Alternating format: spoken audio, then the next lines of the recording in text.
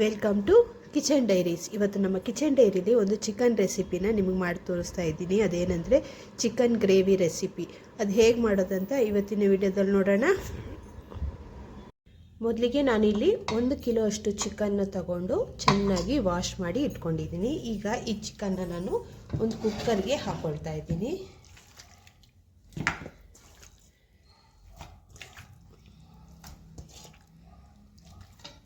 ಕುಕ್ಕರ್ಗೆ ಹಾಕ್ಕೊಂಡ್ಮೇಲೆ ಇದಕ್ಕೆ ಸ್ವಲ್ಪ ಅರಿಶಿನ ಪುಡಿ ಮತ್ತು ಸ್ವಲ್ಪ ಉಪ್ಪನ್ನು ಹಾಕ್ಕೊಂಡು ಒಂದು ವಿಸಲ್ ಬರ್ಸ್ಕೋಬೇಕು. ಇದಕ್ಕೆ ನೀರೇನು ಹಾಕ್ಕೊಳ್ಳೋ ಅವಶ್ಯಕತೆ ಇಲ್ಲ. ಹಾಗೆಯೇ ಕುಕ್ಕರ್ನ ಕ್ಲೋಸ್ ಮಾಡಿ ಒಂದು ವಿಸಲ್ ಬರ್ಸ್ಕೊಳ್ಳೋಣ. ಬೇಕಾದರೆ ಇದ್ರ ಜೊತೆಗೆ ಸ್ವಲ್ಪ ಎಣ್ಣೆನ ಆ್ಯಡ್ ಮಾಡ್ಕೋಬೋದು.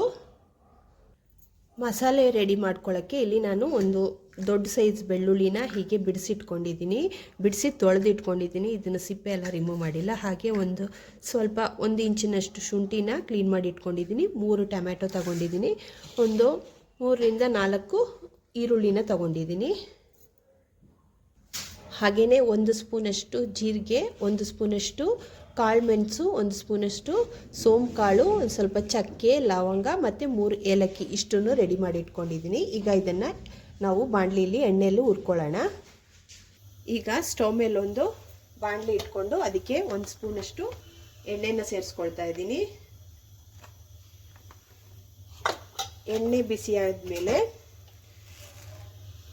ಇಲ್ಲಿ ನಾನು ತೆಗೆದಿಟ್ಕೊಂಡಿರೋ ಮಸಾಲೆ ಪದಾರ್ಥನೆಲ್ಲ ಸೇರಿಸ್ಕೊಳ್ತಾ ಇದ್ದೀನಿ. ಸೇರಿಸ್ಕೊಂಡು ಸ್ಟವ್ ಫ್ಲೇಮನ್ನು ಸಿಮ್ಮಲ್ಲಿ ಇಟ್ಕೊಂಡು ಹುರ್ಕೋಬೇಕು.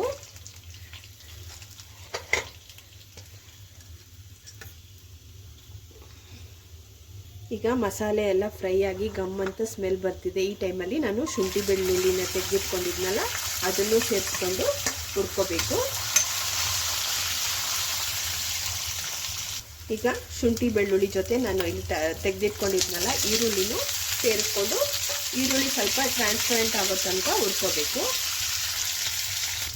ಈಗ ಈರುಳ್ಳಿ ಜೊತೆ ನಾನು ಒಂದು ಮುಷ್ಟಿಯಷ್ಟು ಗೋಡಂಬಿ ತಗೊಂಡಿದ್ದೀನಿ. ಅದನ್ನು ಇದ್ರ ಜೊತೆನೇ ಸೇರಿಸ್ಕೊಂಡು ಫ್ರೈ ಮಾಡ್ಕೋಬೇಕು.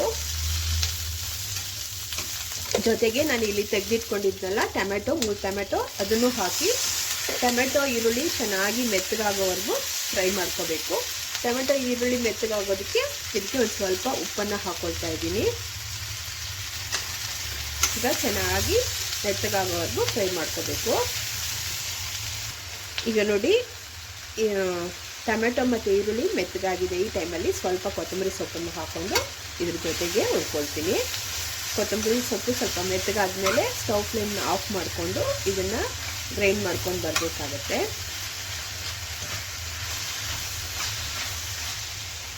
ನೋಡಿ ಈಗ ಸ್ಟವ್ ಫ್ಲೇಮ್ ಆಫ್ ಮಾಡಿ ಇದನ್ನು ತಣ್ಣಗಾಗೋಕ್ಕೆ ಬಿಡಬೇಕು. ತಣ್ಣಗಾದ್ಮೇಲೆ ಇದನ್ನು ಗ್ರೈಂಡ್ ಮಾಡ್ಕೊಂಡು ಬರಬೇಕಾಗತ್ತೆ.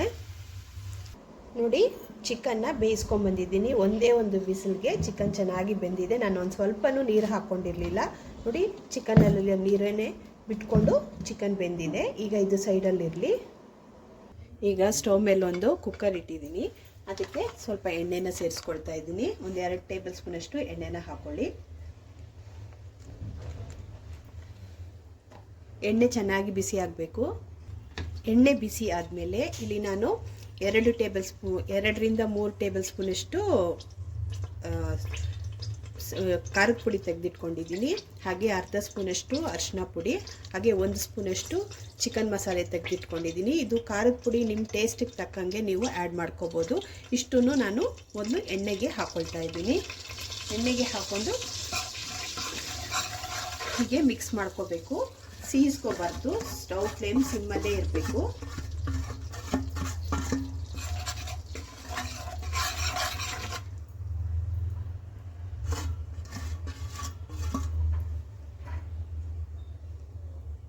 ಇದನ್ನು ಚೆನ್ನಾಗಿ ಹುರಿದ ಮೇಲೆ ನಾವಿಲ್ಲಿ ಬೇಯಿಸಿಟ್ಕೊಂಡಿರ್ತೀವಲ್ಲ ಚಿಕನ್ನ ಇದಕ್ಕೆ ಹಾಕ್ಕೋಬೇಕಾಗತ್ತೆ. ಚಿಕನ್ನ ಹಾಕ್ಕೊಂಡು ಚೆನ್ನಾಗಿ ಮಿಕ್ಸ್ ಮಾಡ್ಕೋಬೇಕು. ಚಿಕನ್ ಜೊತೆಗೆ ಅದರಲ್ಲಿರೋ ನೀರನ್ನು ಸೇರಿಸ್ಕೋಬೇಕು. ಸೇರಿಸ್ಕೊಂಡು ಚೆನ್ನಾಗಿ 1-2 ನಿಮಿಷ ಚೆನ್ನಾಗಿ ಮಿಕ್ಸ್ ಮಾಡಿ. ಮಿಕ್ಸ್ ಮಾಡಿದ್ಮೇಲೆ ಇಲ್ಲಿ ನಾವು ಗ್ರೈಂಡ್ ಮಾಡಿ ಇಟ್ಕೊಂಡಿರ್ತೀವಲ್ಲ ಮಸಾಲೆನ ಅದನ್ನು ಇದ್ರ ಜೊತೆಗೆ ಸೇರಿಸ್ಕೋಬೇಕು.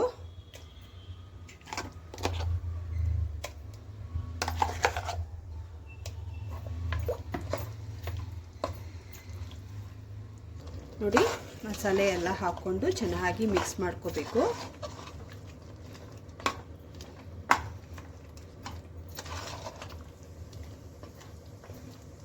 ಮತ್ತು ನಾನು ಮಿಕ್ಸಿ ಜಾರಿಗೆ ಸ್ವಲ್ಪ ನೀರನ್ನು ಹಾಕ್ಕೊಂಡು ಇದಕ್ಕೆ ಮಿಕ್ಸ್ ಮಾಡಿ ಇದಕ್ಕೆ ಸೇರಿಸ್ಕೊಳ್ತಾ ಇದ್ದೀನಿ. ಈಗ ಇದಕ್ಕೆ ಬೇಕಾದಷ್ಟು ಉಪ್ಪನ್ನು ಹಾಕ್ಕೊಳ್ಳಿ. ಉಪ್ಪು ಮೊದಲೇ ಸ್ವಲ್ಪ ಹಾಕ್ಕೊಂಡು ಬೇಯಿಸ್ಕೊಂಡಿರ್ತೀವಿ, ಹಾಗಾಗಿ ನೋಡಿಕೊಂಡು ಉಪ್ಪನ್ನು ಸೇರಿಸ್ಕೋಬೇಕಾಗತ್ತೆ. ಸೇರಿಸ್ಕೊಂಡು ಮಿಕ್ಸ್ ಮಾಡಿದ್ಮೇಲೆ ಇದನ್ನು ಕ್ಲೋಸ್ ಮಾಡಿ ಎಣ್ಣೆ ಬಿಟ್ಕೊಳ್ಳೋವರೆಗೂ ಬೇಯಿಸ್ಕೋಬೇಕು. ನೋಡಿ, ಒಂದು 10ರಿಂದ 15 ನಿಮಿಷ ಆಗಿದೆ. ಚಿಕನ್ನು ಚೆನ್ನಾಗಿ ಬೆಂದಿದೆ ನೋಡಿ, ಮಸಾಲೆ ಜೊತೆ ಚೆನ್ನಾಗಿ ಹೊಂದ್ಕೊಂಡಿದೆ. ಈ ಟೈಮಲ್ಲಿ ಇದನ್ನು ಪಕ್ಕಕ್ಕಿಟ್ಟು ಸ್ಟವ್ ಮೇಲೆ ಒಂದು ಚಿಕ್ಕ ಕಡಾಯಿ ಇಟ್ಕೊಂಡಿದ್ದೀನಿ. ಇದಕ್ಕೆ ಸ್ವಲ್ಪ ಎಣ್ಣೆನ ಸೇರಿಸ್ಕೊಳ್ಳೋಣ. ಎಣ್ಣೆ ಚೆನ್ನಾಗಿ ಬಿಸಿ ಆಗಬೇಕು. ಎಣ್ಣೆ ಚೆನ್ನಾಗಿ ಬಿಸಿ ಆದಮೇಲೆ ಇಲ್ಲಿ ಸ್ವಲ್ಪ ಕರ್ಬೇವಿನ ಸೊಪ್ಪು ಇಟ್ಕೊಂಡಿದ್ದೀನಿ. ಕರ್ಬೇವಿನ ಸೊಪ್ಪನ್ನು ಸೇರಿಸ್ಕೋಬೇಕು. ಕರ್ಬೇವಿನ ಸೊಪ್ಪು ಚೆನ್ನಾಗಿ ಫ್ರೈ ಆದಮೇಲೆ ಸ್ಟವ್ ಫ್ಲೇಮ್ನ ಆಫ್ ಮಾಡಿಕೊಂಡು ನಾನು ಇಲ್ಲಿ 1 ಸ್ಪೂನಷ್ಟು ಕಾಶ್ಮೀರಿ ಚಿಲ್ಲಿ ಪೌಡ್ರನ್ನ ಹಾಕ್ಕೊಳ್ತಾ ಇದ್ದೀನಿ. ನೋಡಿ, ಈ ಎಣ್ಣೆ ಜೊತೆ ಹೀಗೆ ಮಿಕ್ಸ್ ಮಾಡ್ಕೋಬೇಕು. ಇದು ಸ್ಟವ್ ಫ್ಲೇಮ್ ಆಫ್ ಮಾಡಿ ಹಾಕ್ಕೋಬೇಕು. ಈಗ ಇದನ್ನು ತೆಗೆದು ಈ ಚಿಕನ್ ಸಾರಿಗೆ ಸೇರಿಸ್ಕೊಳ್ಳೋಣ. ಸೇರಿಸ್ಕೊಂಡು ಒಂದ್ಸಲ ಮಿಕ್ಸ್ ಮಾಡ್ಕೊಳ್ಳೋಣ. ನೋಡಿ, ಮಿಕ್ಸ್ ಮಾಡ್ಕೋಬೇಕಾಗತ್ತೆ. ನೀಟಾಗಿ ಮಿಕ್ಸ್ ಮಾಡ್ಕೊಳ್ಳೋಣ. ಈಗ ನೋಡಿ, ಚಿಕನ್ ಸಾರು ರೆಡಿಯಾಗಿದೆ. ತುಂಬಾ ಟೇಸ್ಟಾಗಿರುತ್ತೆ. ಇದನ್ನು ನಾನು ಸರ್ವಿಂಗ್ ಬೌಲ್ಗೆ ಸರ್ವ್ ಮಾಡಿ ತೋರಿಸ್ತೀನಿ. ನೋಡಿ, ಸರ್ವಿಂಗ್ ಬೌಲ್ಗೆ ಸರ್ವ್ ಮಾಡ್ಕೊಂಡಿದ್ದೀನಿ. ತುಂಬಾ ಟೇಸ್ಟಾಗಿದೆ, ತುಂಬ ಚೆನ್ನಾಗಿದೆ. ಇದು ಅನ್ನಕ್ಕೆ, ಚಪಾತಿಗೆ, ದೋಸೆಗೆ ಎಲ್ಲ ತುಂಬ ಒಂದು ಒಳ್ಳೆ ಕಾಂಬಿನೇಷನು. ಇವತ್ತಿನ ರೆಸಿಪಿ ಏನಾದರೂ ನಿಮ್ಗೆ ಇಷ್ಟ ಆದರೆ ಲೈಕ್ ಮಾಡಿ, ಶೇರ್ ಮಾಡಿ ಮತ್ತು ಸಬ್ಸ್ಕ್ರೈಬ್ ಮಾಡೋದನ್ನು ಖಂಡಿತ ಮರಿಬೇಡಿ.